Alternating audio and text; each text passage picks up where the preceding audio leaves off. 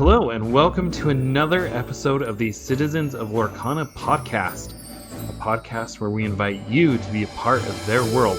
Today, we are setting sail for the vast open waters of the Azurite Sea as we review all the new information from LoreCast. So without further ado, let's jump into the episode. Hey everyone, welcome to another week. Last week we took a little break, but don't worry, we are back and better than ever. And this week we have some exciting news. James, are you ready to don your pirate gear and explore every corner of the Azurite Sea? You're darn right. Oh, touche. Man, we got a lot of information from this LoreCast that happened yesterday as of this recording. Yeah, there's a lot. I mean, just all kinds of stuff. Ryan. Oh, so I would like to say first off that Ryan was awesome at the beginning. They did this little thing where they had the logo over it, and he was doing his little Mr. Rogers impersonation. It was spot on. It was pretty cool. But we'll talk about that. We'll talk about that later. But let's talk about the LoreCast and all the stuff we got to see. Yeah. So you've prepared this slide presentation here, so I'm going to let you take the lead. And by me, we mean Beth prepared the slides. Yes, our editor-in-chief. Thank you, Beth. So what we're going to start off with is, of course, the theme and the logo. It's the Azurite Sea is the name, and pirates and seafaring is the theme. And I was really hoping you were going to say is the game. You missed the rhyme there. Sorry. But this stitch we will see the card for a little bit later, but this is one of the key arts for this, and it's very cool. Gotta love a pirate stitch. So let's move on. And one thing I wanted to point out, so let's talk about this, is why are we showing two cards from Shimmering Skies? Golly, I don't know. Maybe we should read the flavor text down here, because these, yeah, like you said, these are from Shimmering Skies. Okay. Yeah. And Monstro says... Yeah, read Monstro. The great beast breached the surface of the Azurite Sea, and the cry went out, Monstro, Monstro! So we had a clue, a little breadcrumb of what was coming up in set 6. Yeah, and Denahi also says, you'll pay for what you've done. I'll track you all the way to the Azurite Sea if I have to. So basically, they gave us the name of the next set in flavor text from Shimmering Skies. Now we're going to be on the lookout for all the little breadcrumbs. Yeah. Everyone's going to be pouring over every bit of flavor text and be like, this could be a title. I'm going to be honest with you. Like, I read these when they came out. Yeah. I didn't connect the fact that these were two different like movie franchises. I thought the Azurite Sea was something in Pinocchio when I read this card. And then I thought of something in Brother Bear when I read it on Denahi. So yeah, it went right over my head. Yep. Not paying attention, apparently. None of us. So let's get into first up. Let's just start and go through all the products. We have 2 starter decks as usual. We have, and this is really cool. I love this. This is basically the pirate deck versus the inventor deck. And it is Ruby Amber versus Emerald Sapphire. Now, which one? Now, we know you love Sapphire, but which one of these would you have a hard time picking one of these, or would you just go straight for Sapphire? Yeah, I'm going straight for Sapphire. I mean, not only does it have Sapphire, it has Gadget. So I'm guessing there's going to be a lot of Rescue Ranger cards in here. And this Go-Go card is something we're going to talk about, I'm sure. But this is probably one of the best cards that they revealed over LoreCast. And Inventor, I'm guessing the Inventor typing is going to be important in this deck. So, yeah, that's where I'm going. How about you? Where would you go? I would have a tough choice. I really have been wanting to play a pirate deck, and this is kind of bucking the trend because most people have been building pirate decks out of Ruby and Steel, and this is Ruby and Amber, and it's going to start to make sense because Piglet was a pirate from a few sets ago, so we're going to start putting the pieces together, and maybe we're going to have a Ruby Amber pirate deck instead of a Ruby Steel pirate deck. One of the breadcrumbs that Ryan mentioned on the LoreCast that he also talked about on our podcast was he had his pirate deck and he's playing with cards from this set. So I wonder if he's even playing with a starter deck. Well, again, he said it was cards that don't even exist, but Yeah, some of them don't exist anymore. So, oh well. But nothing out of the ordinary. This is all the same stuff. You get your bonus pack in the starter deck. You get your 2 foils for the lead characters, which in the Ruby Amber is Jim Hawkins and Tigger, and in the Emerald Sapphire is, as you mentioned, Go-Go and Gadget. That's nothing out of the ordinary here. So let's move on, and we've got our booster box with the packs, and our 3 characters on the packs are Yzma and Stitch and Baymax. And I think they hit some top 3 favorite characters here for the packs. People are going to love seeing those. Okay, but they missed. They had a giant opportunity to slap Oswald right on one of these packs. And I mean, okay, I'm perfectly happy with all these characters, but I'm pretty sure Stitch has been on every pack in every set. So let's get him out of there. Let's give Oswald the time to shine. Let's let the unwashed masses who don't know who Oswald is learn about Oswald while playing this game, and then in the future, Oswald will be selling Lorcana with his face all over the packs. All right. Nothing different here. 24 packs in the booster box, 12 cards per pack. Everything's the same. Nothing new.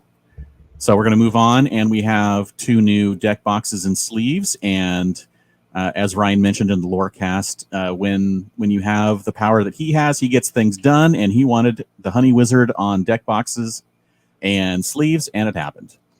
And so here we have them. This is from... Now, you can actually, if you were lucky enough to get the Honey Wizard playmat from back in Rise of the Floodborn, you can now play with your deck box, your sleeves, and your playmat, all Honey Wizard. And if you win the lore counter from this season's organized play, you can have a Honey Wizard lore counter as well. All Honey Wizard, all the time.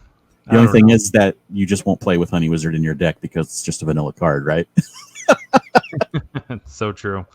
I don't know. Like Honey Wizard is awesome, and I'm not going to take anything away from this, but the art on the Scar sleeves, I love it. I love the green. I love the pose. It's so dynamic. I mean, Honey Wizard is just like chill, but something about that green draws me to this. Yeah, it is very vibrant and alive, and I agree. It definitely draws your eye. So I guess that's about it for the deck boxes and sleeves. This, again, we're not reinventing the wheel here. They're doing pretty much the same thing every set. We have the trove. Now the trove is actually doing something slightly different. We have Stitch on the lore counter. We have the usual 8 packs, the dice, and the ink dividers. And this time what's different is the ink dividers have characters on them.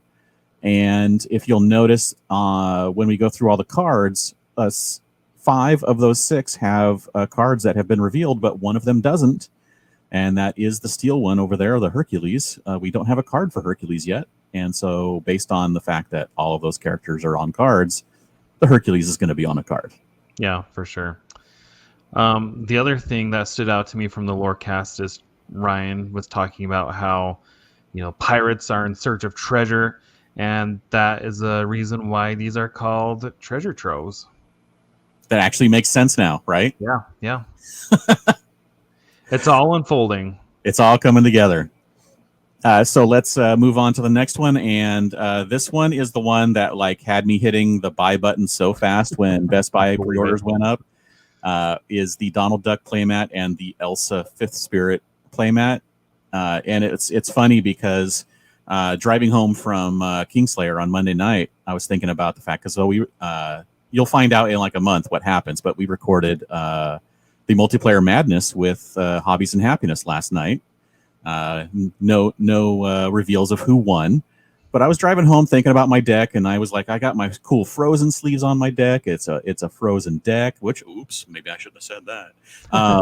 But I was like, I want to play on a Frozen playmat, and I'm like, there isn't one. And I was like, wait a second, there isn't a Frozen playmat? There should be a Frozen playmat. And the Fifth Spirit would make a really good playmat. And then the very next day on LoreCast, there's a Fifth Spirit playmat. The Fifth Spirit was listening to your wishes. There you go. And it's beautiful. It's awesome. I will be. I bought that at Best Buy. Like I said, as soon as it was online, I'm like, buy immediately. Yeah, yeah, it's hard not to like that. I personally like this Donald Duck one. Oh, the Donald's awesome too. Yeah, I mean they're both awesome. They have very rarely, if ever, have they ever really put out a playmat that was just like so.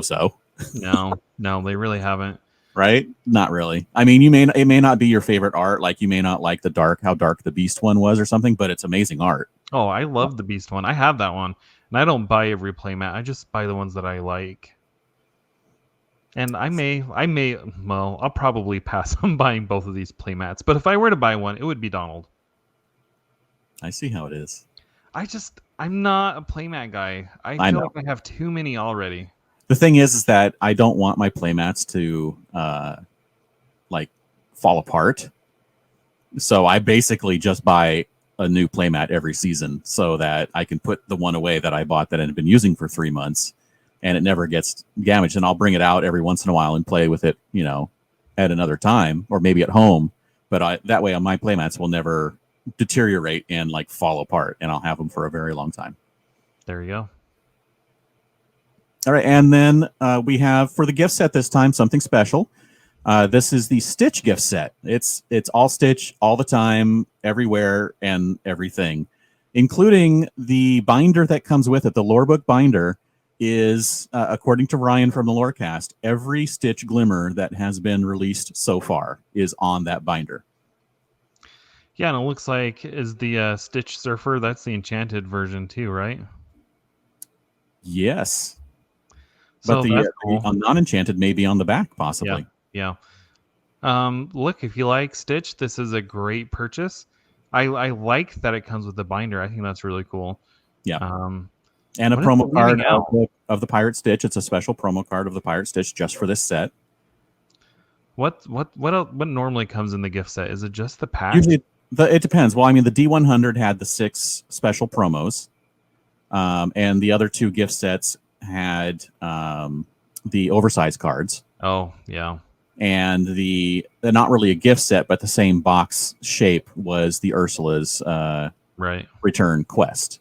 So this is just the different iteration. They're trying different things. They're putting new stuff in there so that people have different things to collect. And I think making a binder be the special thing, a binder and a promo, is pretty cool. Yeah, I really like this. And I think that was it for the product that was revealed. So we're just going to dump right into cards. Rescue Rangers. I'm so excited for this. You have no idea. This is my childhood right here. Although I'm a little questionable about this Dell card because he's like hanging on for his life. He's being rescued by Chip.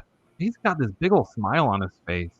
I don't know. If that were me, I'd be a little more panicked than Dell.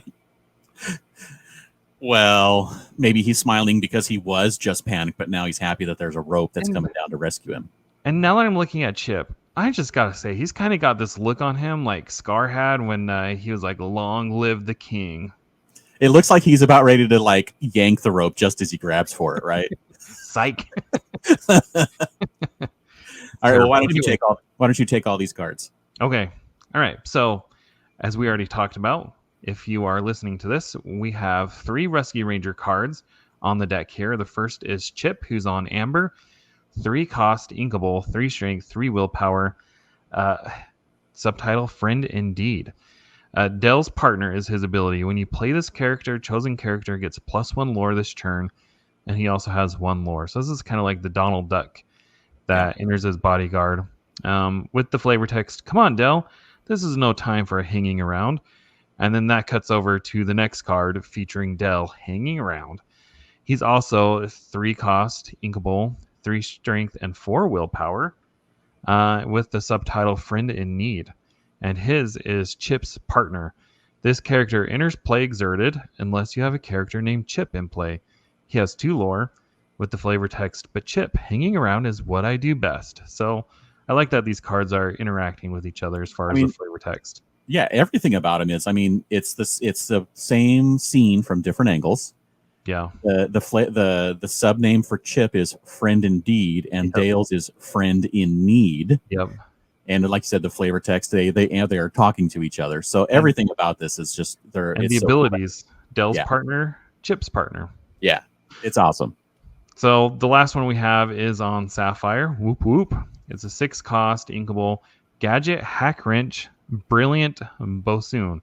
And they explained what this word meant. I didn't Bosun? really understand that. Yeah. It's basically a very good sailor. It's like the Okay. top-notch sailor. There you go. That's what they said. So she is 3 strength and 6 willpower. She is shiftable, so she's a Floodborn, and she's an inventor. She shifts for 4. She has the ability Mechanically Savvy. When you have 3 or more items in play, you pay 1 less to play inventor characters. And she has 3 lore, and she's a super rare. So if the inventor subtype is going to be a thing in Azurite Sea, this card is going to be very good. Yeah. And this is the card that is the face card on the Sapphire Emerald deck, so you'll get this as a foil in the starter deck. Yeah, we'll probably get all these in the starter deck.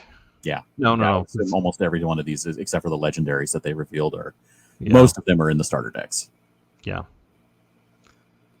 All right. So there are 3 more Chippendales. You want to take these, or you want me to get them? Sure. I'll finish the Rescue Rangers, and you can take the next batch. Cool.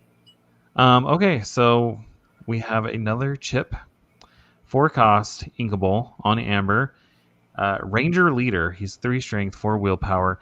The value of friendship. While you have a character named Dell in play, this character gains support, and he has 2 lore. And then we have another Dell, Mischievous Ranger, 3 strength, 4 willpower, with a ability that says Nuts About Pranks. When you play this character, you may put the top 3 cards of your deck into your discard to give chosen character -3 strength until the start of your next turn, and he has 1 lore. I don't know. I hate this ability. It's like if you want to feed the Chernobog. Yeah, if you want to feed Chernobog, that's about it. That's true. That seems like a steep price. Yeah.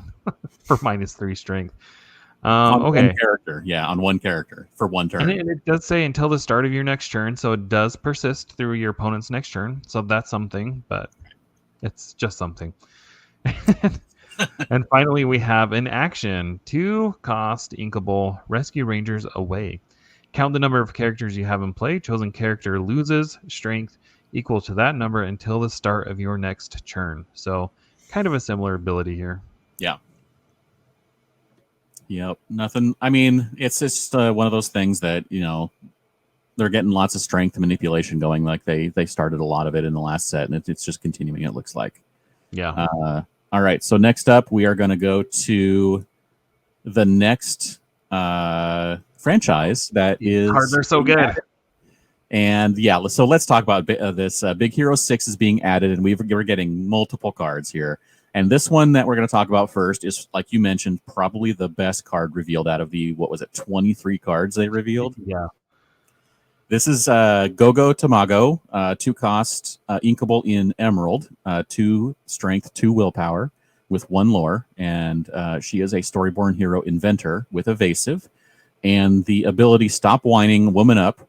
When you play this character, you may pay 2 ink to gain lore equal to the damage on chosen opposing character. And this is crazy. I remember we were talking about this, and I was like, yeah, so if your opponent has a Maui, and the Maui has like 4 damage on him, you're like, what if your opponent has a Chin Pao? It has 6 damage. 6. Oh, now, this is in... The other thing is, this is in Emerald. What happens in Emerald a lot? Lots of ping damage. Lots of ping damage, so you can put a bunch of ping damage on there, but also lots of bouncing. Yeah. And you can bounce your own characters, so you can play some damage with a song. If you have the muses out, you can bounce your own Go-Go, who's already on the board, if she's already on the board, and get that damage down, and then play her again. Or you can bibbity-bobbity-boo her and play her for free to get that damage down. Then you only have to pay the 2 costs to do that damage. And yeah, you're going to be getting a pretty good amount of lore off of this in the mid to late game when you have the ink available to spend that 2 extra lore multiple times. That's crazy. I hadn't So even this thought is about that. a 2-cost late game bomb is crazy. Yeah. And it's like Ryan said in the LoreCast, traditionally you draw a 2-cost late in the game and you're not super excited about it.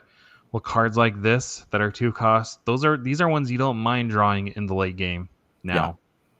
And we previously had a few of those show up last set, like the Ana Legendary that had the 3 options when you paid the extra ink for them when you played. Right. So that's the thing now. And then the next one we have is Honey Lemon, also an Emerald, 2-cost inkable, 1/1, Storyborn Hero Inventor as well, and 2 lore. And the ability, here's the best part. When you play this character, you may pay 2 ink to have each opponent choose and discard a card. So just more discard that Emerald needed, right? Better nerf it. All right, so we have even more Big Hero 6.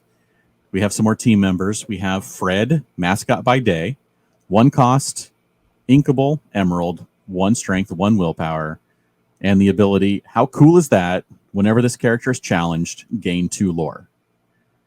And I love the flavor text because his sub name is Mascot by Day, but his flavor text is, but by night, I am also a school mascot.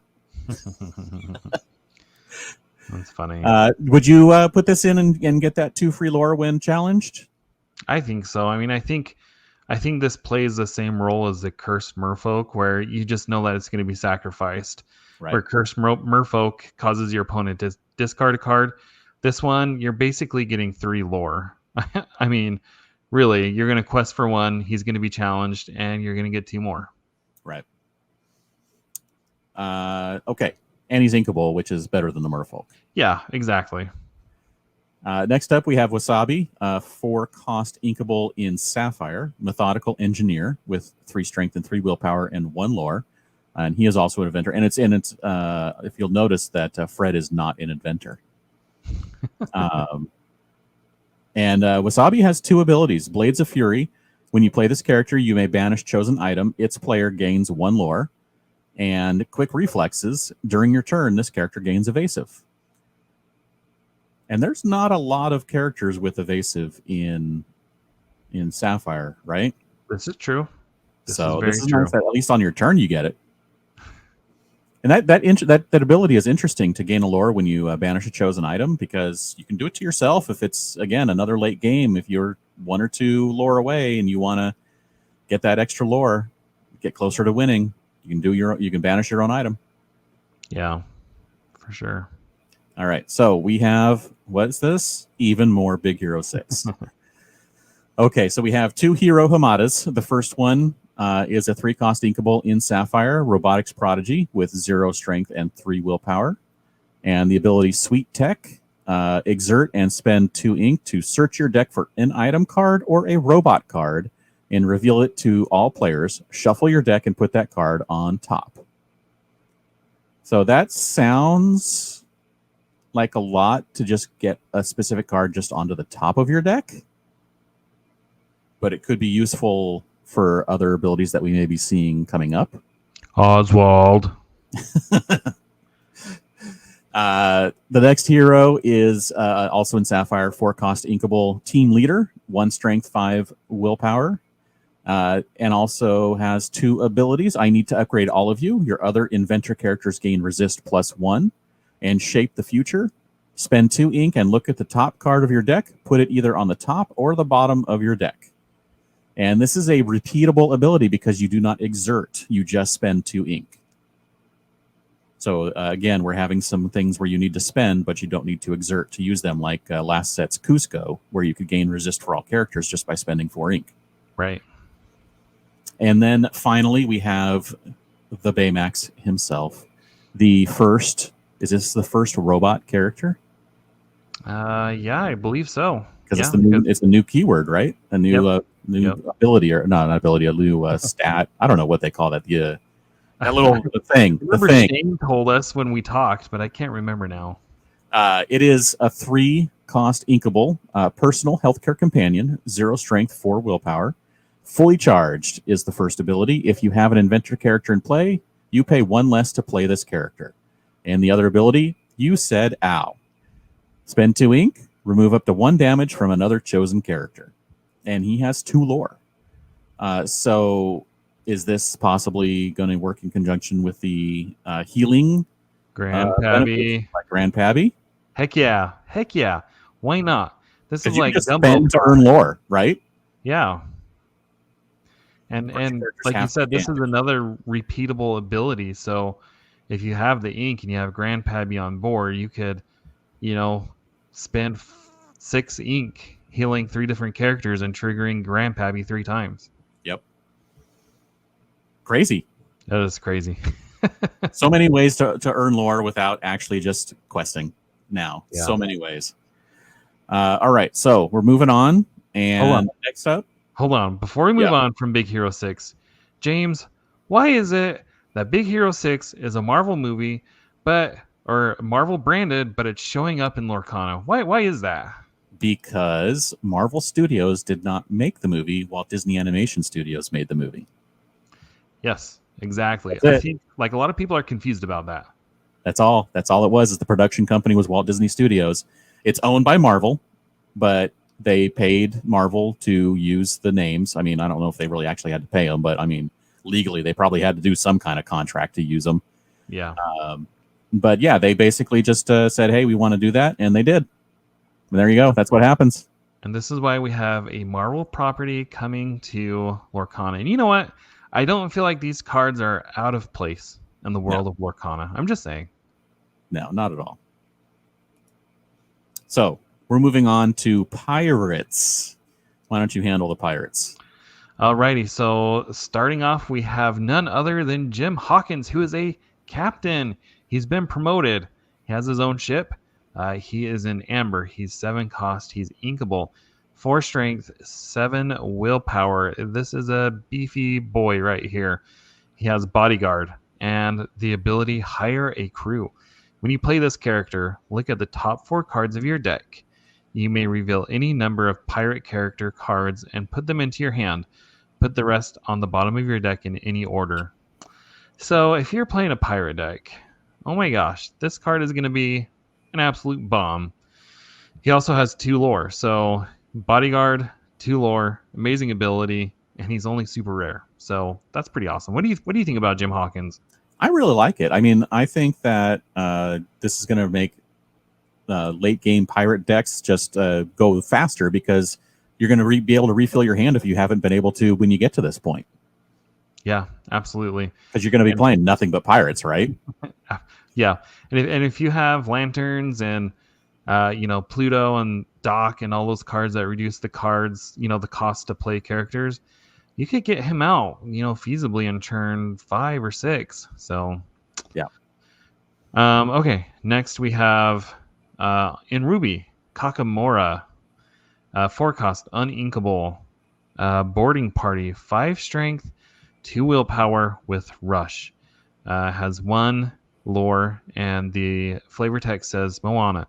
Do you think they saw us? Maui. They saw us. So I think Ryan said this is maybe he didn't say this. Maybe this is just what my mind heard him say. This is a poor man's Maui here. It is a poor man's Maui. It is an excellent card in limited, I think. Being able to come on turn 4 and take out any big threat that your opponent has managed to play by that point.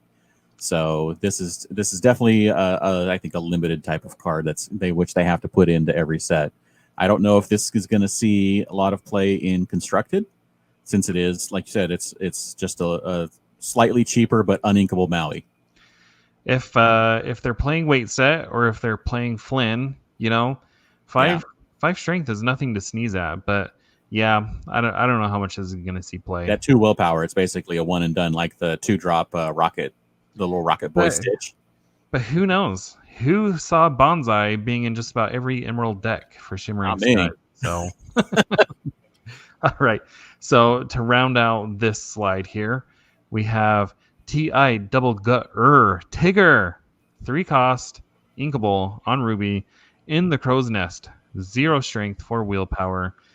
He is a pirate. He has evasive with the ability Swash Your Buckles.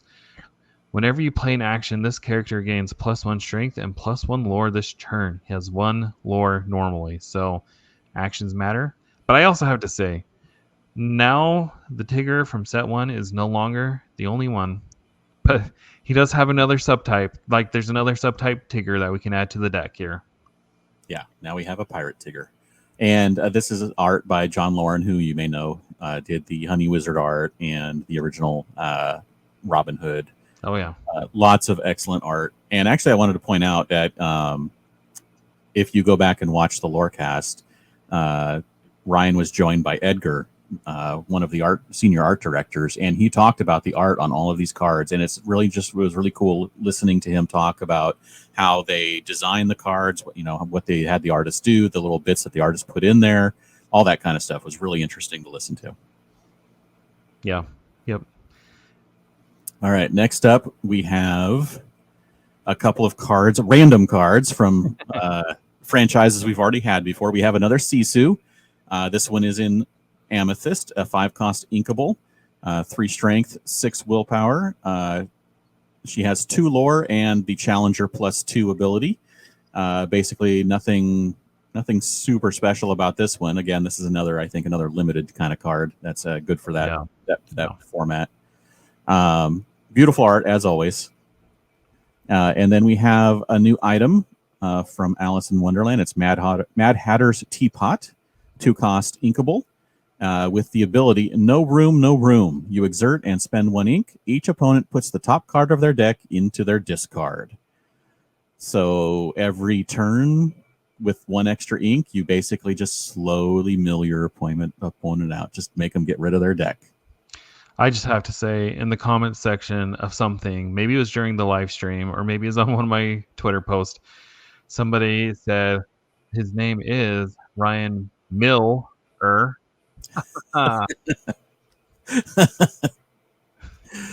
Yeah, and the art's awesome on this with the tea actively avoiding the cup with the flavor text Alice. My goodness, the tea missed the cup.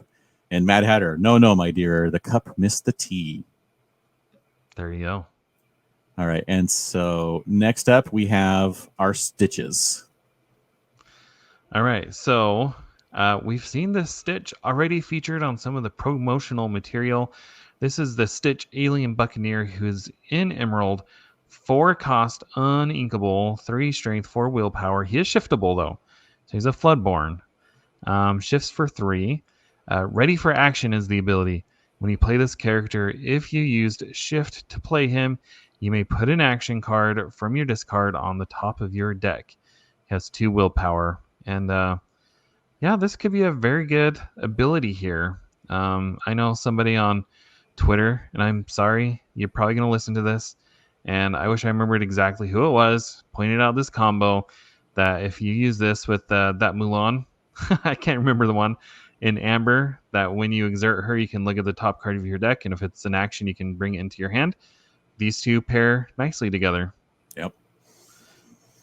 Also, you can just play your whole new world, play this down, put the whole new world back on the top of your deck, draw the whole new world, play the whole new world again. Oh, man. Yeah. That's crazy. It's crazy. Okay. Make sure you put like 5 extra cards in your deck so you don't run out of cards before your opponent. So true. So true. Yeah, that's true. Okay. And then we have in action 3-cost inkable in steel, hot potato, and it shows Stitch frantically trying to toss something out of his hands. That's one of his guns that he stuck a carrot into the the gun to make it overload and explode, probably. See, I thought that was like a carrot and a potato. I see that it's a gun now, and I'm sure they explained it, but I was also at work, so I wasn't able to pay full attention. And if you zoom in, that little green stuff coming out of the gun looks like a hidden Mickey to me. Oh, for sure. For sure. All right, so let's get to this ability. Choose one. Deal 2 damage to chosen character or banish chosen item. So item removal. Yeah, this is good. This is basically the same cost as Smash with 1 less damage, but the alternate chance to banish an item instead, which I think is pretty good. Yeah. All right, and finally, we have 2 more cards to go. and they were both legendary. And so the first one we have is Yzma. And Yzma is in Amethyst, 4-cost inkable, conniving chemist with 3 strength and 3 willpower and 2 lore, and the ability Feel the Power. Exert, and if you have fewer than 3 cards in your hand, draw until you have 3 cards in your hand. What do you think about this card, James? It's a good ability that unfortunately needs to last. This card needs to last a turn to make use of, and I don't know if it's going to last a turn. James, we said the same thing about Diablo. We did, but this one is. See, I don't know. I feel like she would have been better if she were in another color, because if Amethyst does one thing well, it's drawing cards. Yes. Now, I want to point out. Did you notice that in the box, in the text box, that you can easily see the rest of her art? You're right. Which I don't know has been done before that clearly. No, I don't think so. So that's another new thing with legendaries, is that the art is now going more to full card. So that's really cool. So there was a lot of discourse on this card. People saying that it was garbage. People saying that, legendaries that have card draw have always been good. I mean, look at Clarabelle, look at Diablo, look at Beast. So I put up a poll on Twitter. I asked, okay, I need to know what the community thinks about the new legendary Yzma Conniving Chemist. And then I gave 3 options: love it, like it, trash it. So overwhelmingly, 52% said they like it. So people are not sure about this card. 28% love it, and 20% say trash it. And that's with 152 votes. So 15 hours left if you want to get in on that vote. Okay, so wait, it's going to be over by the time this comes out. Yeah, it's going to be over. This is coming out more than 15 hours. I don't know. I mean, yeah, it's a really good ability, especially on turn 4, because if you've inked and played every turn and you haven't been able to do any extra draw, you're down pretty low on cards, right? I mean, you're not doing well. So being able to draw back up to 3 on turn 5 is going to be pretty good. But or if you're playing against an opponent that's using Prince John's Mirror and your hand is going down to 3 at the end of every turn, you can play out your hand, use Yzma, and replenish it. Yeah? Yeah. I know. Yeah, that's true. How many people are using Prince John's Mirror? I'm just saying. More than one. All right. And then we have one final legendary. Baymax. You know what? I was really expecting to see his art go into the bottom, which you can kind of see the waves in there. But after you pointing out that Yzma thing, I thought that was just going to be a thing. Okay. So Baymax. 5-cost inkable. Armored Companion. 2 strength, 6 willpower. This is also a legendary. The treatment is working. When you play this character and whenever he quests, you may remove up to 2 damage from another chosen character of yours. Gain 1 lore for each 1 damage removed this way. He has 2 lore. So I guess, I'm surprised this isn't shiftable. But another thing that synergizes well with Grandpappy. Yeah, because you're going to earn lore from Baymax while he's healing, and Grandpappy because you're healing. Yeah. That's pretty good.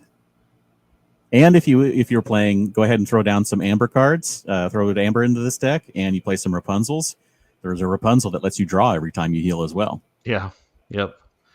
Oh, I've tried making that healing deck work, and it doesn't. I really wanted to. I know. Yeah. It's nice that this is an on-play and quest, so you get to take advantage of it immediately. It is a little low-statted on the strength to be to last a decent amount of time, since there's so much removal out there that where the strength matters. Yeah. But it's a nice card. It's as always nice art. You can see the wings going into out of the frame. His little jet is going into the blue in the center of the card. So it's a really cool looking, and I think this is something that people are going to try and make work, but we'll see if it actually does. Yeah. And I think that's it. That's all the slots. It. Okay, get out of here. Oh man. Okay. So I did want to point one thing out before we move on to all the other news from the LoreCast, and that's when we got some of those teases, which we didn't get any of the teased cards from D23.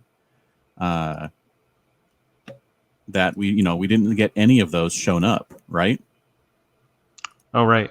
Yep. So let's go and let me find. I got to find this here. It's on my computer somewhere. Here we go. So we got these 5 cards revealed at D23.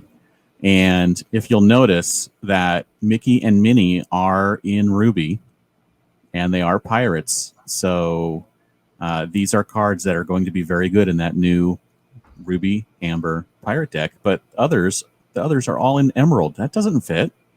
Why are they doing that? Pirates for everybody. There's going to be a lot of pirates in this new set. Yeah, there is. So yeah, I just wanted to point out that we didn't get any of those cards. Oh, I didn't mean to add that quite yet. Yeah, I mean, I feel like we say this every time. I feel like the meta's gonna shake up quite a bit next set. And then Steel Song and Ruby Amethyst and Ruby Sapphire are all going to be super powerful because we already know we're getting Oswald, which is an incredible card. And we got some of these new inventors. They look like they're going to have some pretty cool abilities. I mean, Sapphire is going to be feasting again with some of this stuff. And so, I mean, it's looking like I definitely want to see some like more Ruby Amber with the pirates. I would like to see that. Maybe a combo Mufasa pirate deck of some kind. That'd be fun. Yeah, it would. Oh man, I don't know. I'm definitely going to build an Oswald deck. Maybe next set is when I build an item deck. Okay, not me building it. Somebody else is going to build it, and I'm going to play it. All right, so we wanted to point out something, and that the LoreCast was Tuesday this week, and it was on Twitch, and it was not recorded. But what happened, Jared? What happened today? So again, another example of Ravensburger listening to us, and sometimes I feel bad. Sometimes I feel guilty because I complain a lot. How many times have I complained about the LoreCast not being available to watch after it's over? So many times. After every LoreCast? I apologize. And before every LoreCast, James. But yes, they recorded it. It's available on YouTube. You can go watch it. It's an hour long. So thank you, Ravensburger, and for everybody who made this happen. It's truly appreciative. And I think it's important that we point out when they do something positive like that. Yeah. And so it's a good thing to go back and listen to some of the details of things that they revealed, which we're going to be talking about in just a second here. And at the end, there was 2 games of Pack Rush played, one between Ryan and Edgar, and then the next one between Cheyenne and Edgar played, and Ryan and Meg played. Meg Hansen, the OP person, the OP head of organized play. And Cheyenne is the new fan event manager who we met at D23. Yep. That was her first event. But Pack Rush is a thing. It's official. There is rules. There's Jared is showing them on the screen right now. Actual official rules for the Pack Rush mode. And it's very simple. You get 2 packs each. You open those packs. Your cards, your what they call them, marketing cards, merchandising cards. The art cards that come in there. Those become ink. You shuffle. Your hand is 5 cards. You mulligan, and you play. If you run out of cards, you reshuffle your discard back into your deck, and whoever gets to 15 first wins. Yep. Simple. You should go watch at least the Ryan and Meg game because it was hilarious. Ryan pointed out that this is a fun way to open your packs and to play, and you get surprised as you play with the cards that are in your packs. And everyone, I remember in the Twitch chat, everyone's like, wait a second, no sleeves, nothing, not even going to check. And like after everyone had been complaining, I mean, now this is pre-recorded, but after everyone had been complaining while they were shuffling and everything, Ryan's like, oh, by the way, if you're worried about your cards, you can always look at the, if you have an enchanted or something, you can always just look at the one slot for the foil and look at that one and make sure it's not an enchanted. But they did not, and they were playing, and partway through the game, surprise, surprise, Meg played the enchanted Snow White. It was crazy. Just like no sleeve, no nothing. Just play the enchanted. Didn't even know she had it. And the chat went wild. The chat went wild. Yeah. Speaking of the chat, I'm going to stand on a soapbox here right now. Okay, James? Do it. Okay. So you know how sometimes when people are really passionate about a cause and they go out onto a bridge and they block people from getting to work and going about their daily lives. And you're like, why are you doing that? Like, you're not going to win anybody over to your cause. I'm sorry. Like, everybody that was in chat, it was like constant, nonstop. Online client. When are we getting an online client? Okay? This is my soapbox. Do you honestly think that people are going to be watching this and be like, my gosh, those guys are so annoying? We should probably make it an online client right now. So, please. I want an online client as much as everybody, but I don't know if spamming a LoreCast chat is the avenue to express those sentiments. You know what you just did? You just made them want to do it twice as much. I know.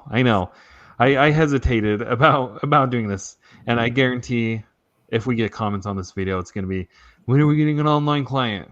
But I just have to say, we're going to get one when you're not winning hearts and minds with these tactics. That's all I'm saying. Yeah. And we're going to get an online client when Ravensburger deems that it's the appropriate time for an online client and not before. That's basically all it is.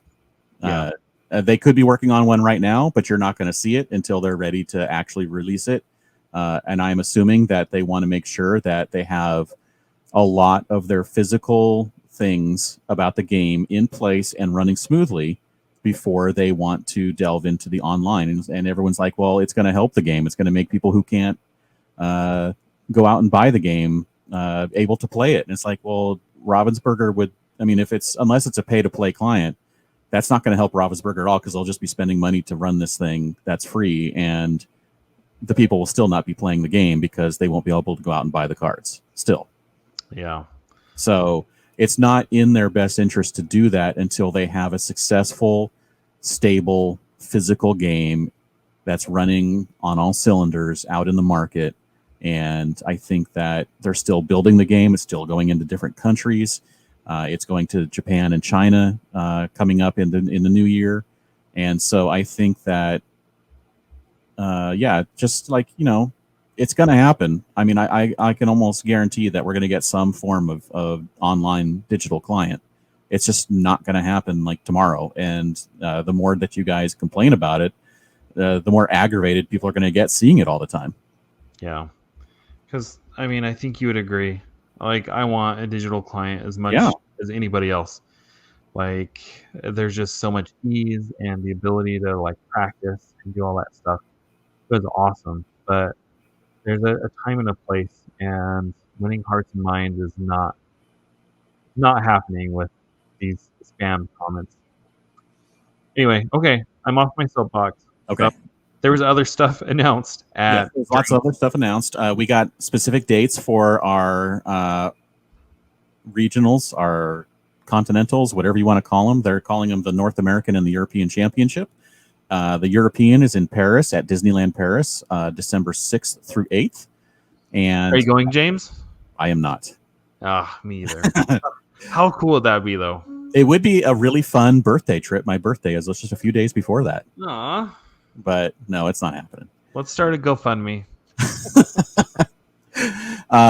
But then in January, from January 10th through 12th, at the Disneyland Hotel, right next door to Disneyland, is going to be the North American Championship. Now, I know you have to travel far for that one. I But, do have to travel very do far. you think that's one you might be able to sneak into? Crossing my fingers that I will be able to go to that at least as a attendee and have some fun with all the events that they are hopefully planning there.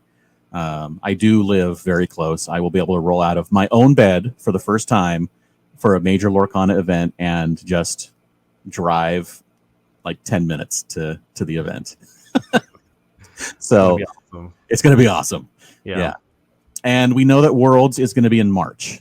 I'm pretty sure that they revealed that during the LoreCast. So we're going to skip a month and then have it in March. And it's going to be, as they mentioned at D23, it will be at Disney World. We don't know where exactly, which hotel or convention center or what, or the specific dates yet, but it will be soon after. Yeah. How I'd love to be able to compete in all these. Right? I mean, that would be the dream. I don't think I'll be able to make it to Worlds unless by somehow I earn an invite, which that would be crazy. I mean, there would be so many people I'd have to beat in this game that would be so difficult to beat. And, that's the only way I'm going to make it to Worlds. I'm not going to go just to be an attendee because that's, again, halfway. It's all the way across the country for me. And I've already traveled. I'm going to have traveled 3 times for challenges. And, there's a thing called a budget, and we'll break the budget if I'm competing. That's all I can say. I've committed to Pavel that if the Worlds is held in North America, I was gonna try everything I can to be there because he wants to hang out again. I haven't seen him since Gen Con, so I'm gonna try to make it happen.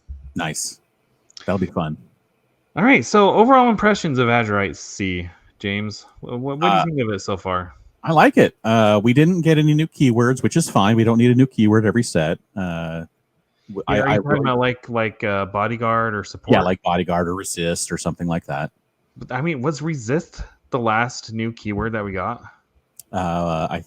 Is it? Because we got the new we got the new shift mechanic, the new way of shifting.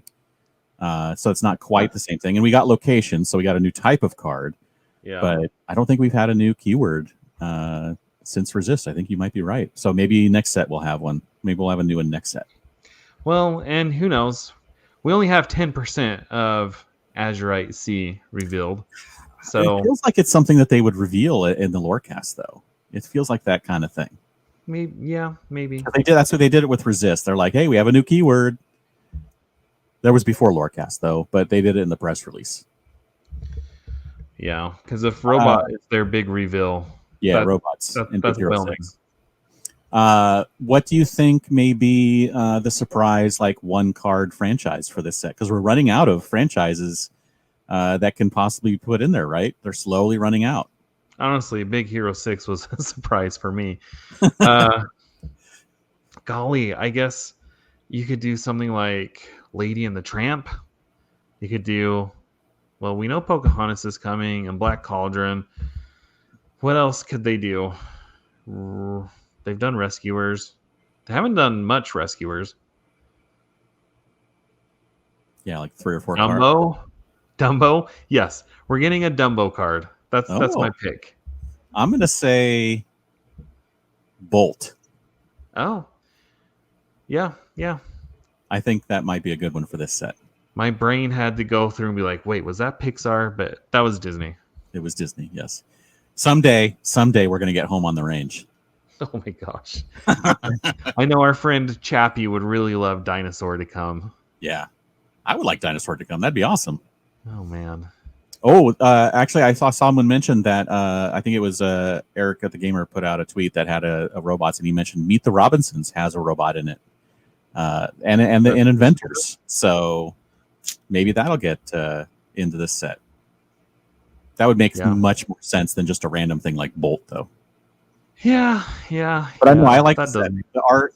The art is, as always, just amazing, and it's hard to say that they keep improving because it's really hard to say with art so good that they can keep getting like exponentially better. But the art's always good, always great. So that's always cool. I can't wait to see some of the things they're sneaking in and the mechanics and some of the cards and when we start getting the reveals regularly, which I think after these 23 cards, we're going to go through a drought for like 2 or 3 weeks probably and not get any cards. Sure. Just like no cards. We might get the OP kit stuff that seems to drop, between LoreCast and the reveal season. We might get that. What do you think of the set? Oswald. So say no more. Say no more. I hope that we get. Selfish me hopes that there are multiple Oswalds and Hortensia and Horace. But as far as what we have right now, I love it. Rescue Rangers. I know people are underwhelmed by the cards. That's what I've seen a lot of online. But they're mostly starter deck cards. They're not going to be the best, the spiciest cards in the set. Yeah, exactly. Like we only have 10%. And again, I'm going back to Bonsai. Who knew that Bonsai is going to be a good card? So it's hard, as we learned with Diablo, hard to predict how good a card is going to be. Yep. So, yep. Anyway, I don't know if we have any segments because this whole podcast was all about the news. Just news. All news all the time. And I was too lazy to prepare a Disney Jeopardy, but I need to get back on that train. Too busy asking Beth to do the slides to prepare any trivia questions as well. Yes, a big thank you to Beth. So thank you, Beth. I guess anything else to say in conclusion, James? Well, I think we have possibly one more podcast before Vegas. And so good luck everyone who's furiously training for Vegas and trying to figure out what deck they're going to play. If you haven't figured it out yet, because that's some hard stuff to figure out sometimes. Do you know what you're bringing? Probably. You don't have to say it. I'm just asking. Probably do. The exact content of every single card in the deck, I'm not sure if I know yet, but I think I know. Yeah. I am loving playing the Earlmeister Emerald Amethyst deck. I've made a few modifications, probably for the worst, but I just like it. And you got to play the deck you like. You got to play the deck you're having fun playing, that you're comfortable playing. And okay, last week at Locals, I took it. We did the 2-game format to practice 4 rounds. I came in first, so nice. I'm just saying, I have a pretty tough Locals, so I'm pretty much guaranteed a spot in day 2 at this point. as an attendee at side events. Oh man. Anyway, okay. All right. Well, if you liked what you heard, you can follow us on YouTube. You can subscribe to us on the podcasting platform of your choice. You can find me on the website formerly known as Twitter at Citizens of Lorcana. We have a Discord by the same name. And James, where can they find you? You can find me everywhere online at Dan Regal. And thank you all for joining us. And we'll see you next time.